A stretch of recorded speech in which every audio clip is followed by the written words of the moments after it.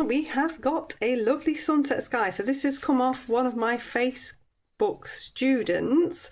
I do requests, and this is a lovely simple request actually. So I'm going to do this with my Cotman palette and on a small size. So it's 5 by 7 inches. I have got my round number 10, my round number 6 and my number 2 rigger. My Cotman palette, which I've given a really good spritz to with my water spritzer, just to activate the colours up. You can always lay a damp piece of kitchen towel over as well. I've got a nice clean pot of water. And I'm going to come all the way over today. So with my round number 10, I'm going to pop water on all the way across. I want no dry bits. I want no puddles. So I'm just going to do this a couple of times. If you have a bigger brush and you want to use that bigger brush to pop water on, you can do. With the beginners tutorials, I try to make it easy, so you're just using a couple of brushes and a couple of colours and practicing technique. Okay, so I'm going to take some cadmium yellow. So you see I've loaded my brush up with water, I've gone straight into the cadmium yellow, and I'm going to bring that through towards the middle section. So I get a lovely stripe of cadmium yellow coming through. Then I'm going to dip straight into some cadmium red and bring that through. Just blending. Now the Cotman colours are semi-opaque, so if you're using artist quality, I would suggest you use something like Scarlet Lake or even a bit of rose, because they won't be opaque, and you want more of a transparency. That's the beauty of the student colours, it just gives you a little bit of leeway. I am going to use a little bit of rose in there as well, because I like a little bit more red.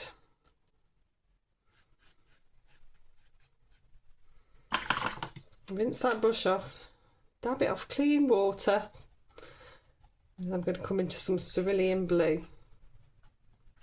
And I want that cerulean blue to mix on the paper with that cadmium red and rose, so that I get a really nice sort of muted grey. There's a hint of blue, but mainly muted grey. And just bring some of that through. You can bring a little bit more through at the bottom,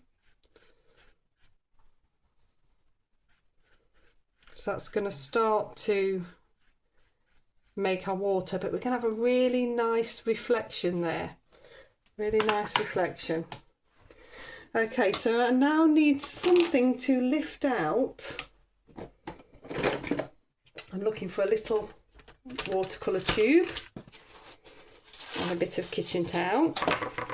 So I'm going to use the end of here, because that's the perfect size for a lovely sun. And we need that quite low. Just make sure I've wrapped that all the way around. I'm going to come onto the paper, hold, and then take off. So I've got that lovely, beautiful sun there as well. I'm going to dry that one off now. Okay, so I've got some beautiful colours there. It's nicely dry. I'm going to keep this super simple, and I'm going to come in with my, so this is ivory black, but you might have Payne's grey, or you might mix up a black with burnt sienna and ultramarine. So I'm sticking with the black. I'm going to take a little bit over into the well. So whatever you have, this is what you're using. I'm going to dab in a bit of water. So this is with my round number 6. Then I want some very distant hills. So I'm going to bring in a little bit of water here and take in a bit of that grey. So because it's lighter, it's going to give us a sense of distance. I want that edge to be sharper at the top. then it can just run down. We're going to do a darker layer over the bottom, so we don't really need to worry about what's happening at the bottom. I'll dry that one off. Okay, so that's nicely dry.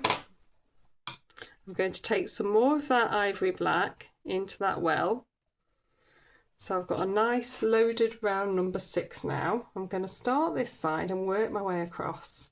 So I want it to look like trees. I don't want to cover the whole of that distant mountain, so I want some of that there. And I want to get the nicest, smoothest edge I can at the bottom. Like that. So I'm just using a loaded round number 6 on to dry, and I'm working my way across, keeping my brush upright and dabbing.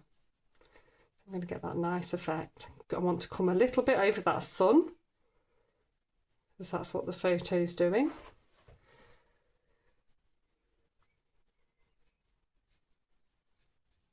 And keep going all the way along. You've got to have a loaded brush, otherwise you'll end up with a watermark, and you've got to work from one side to the other, so it's committing to what side you want to work from and running with it. Otherwise you'll end up with watermarks. Vary the height of these trees. So you've got different heights. Vary the pressure. You've got a lovely, nice tree line, and you've got the distant hill in the background there. Okay, so what I'm going to do now is I've rinsed that brush, and I'm going to come in to a little bit of cerulean blue. I'm going to use that same well, so that cerulean blue with that little bit of grey, so that I've got a grey blue colour, and I'm going to put some ripples in.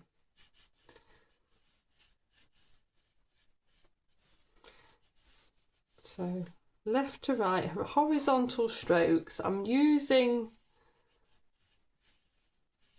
my round number 6. You could use a flat as well if you had a flat, but you can use whatever brushes you've got.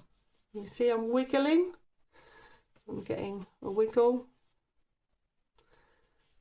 left to right wiggle, and then bringing it down the page as a wiggle. It's giving a really nice reflective quality.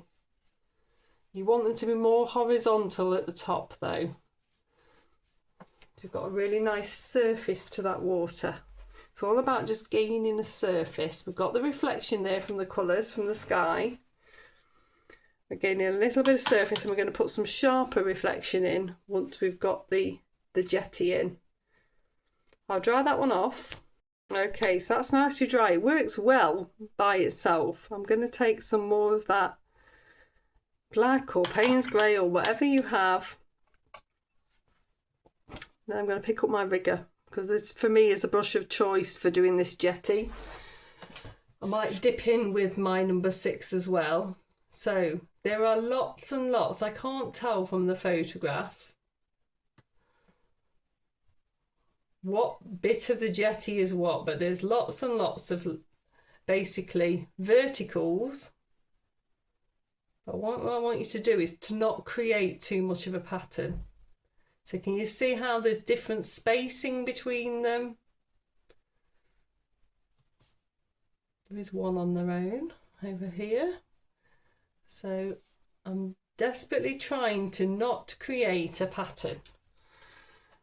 And then with my round number 6 and some of that dark colour, I can come across all of that.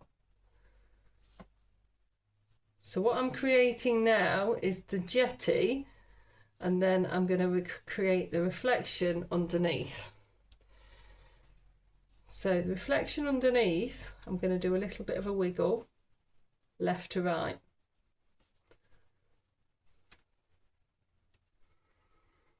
Then with my rigger, I'm going to do a little bit of a wiggle, just to create the surface of the water. So these are coming from each of these and wiggling down.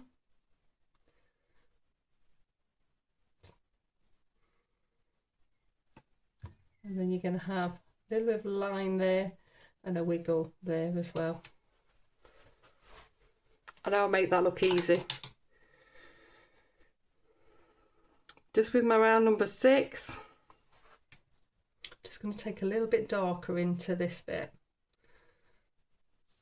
just so it sits quite nicely. There should be quite a lot of shadow under there. Okay. I'll dry that one off.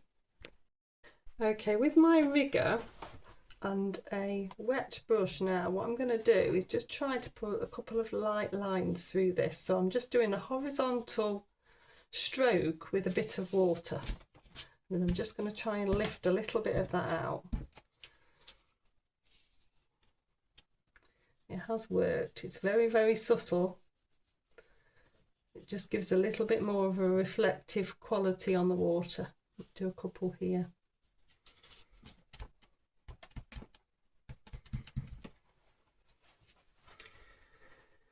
And then if I do a couple of extra lighter ripples. Sometimes if you leave it a little bit longer on the surface and just let it soak, it comes off better.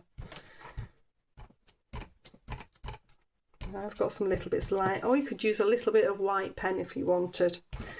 So I think we're pretty much there. So let's take the tape off. Sometimes the simplest of sunsets, or it's bled a bit through the tape there, can work wonderfully. I hope you've enjoyed it. If you're on my Facebook group, please do share your results, and I'll pop you a link here and a playlist here, and I shall see you next time. Bye.